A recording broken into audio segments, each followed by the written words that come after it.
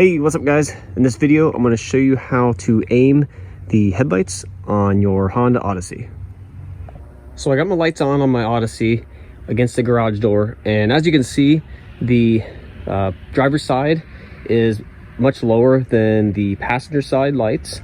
If you follow that line there on the garage door as a guide, you can see the passenger's all the way up here and my driver's is all the way down here. So I'm going to show you guys how to level out your headlights and to adjust them. So I'm going to bring up my driver's side lights up to meet where my passenger side lights are, and I'm going to show you guys how to do that right now. And the only thing we're going to need to do this job is a Phillips screwdriver, and it does need to be a pretty long one. The shank of the screwdriver right here needs to be at least 10 inches long. This one's a little bit longer.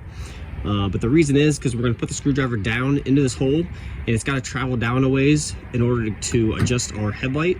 So again, it's got to be a pretty long screwdriver, and I'll put a link to the screwdriver I'm using in the description below.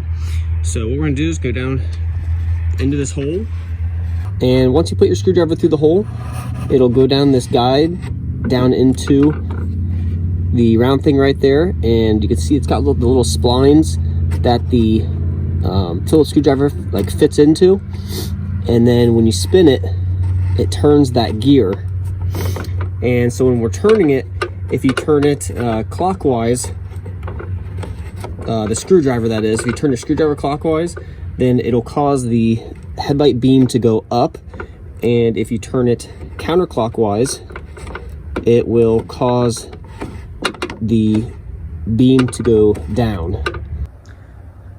So you can see in my case, I'm going to turn my screwdriver clockwise in order to get my driver's side beam to go up to match the passenger side beam. And I'm going to speed this up on the computer. It takes a lot of turns to get the beam to move this far.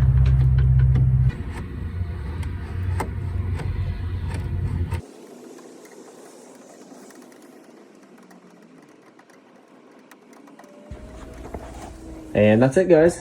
That's how you adjust your headlights. Thanks for watching.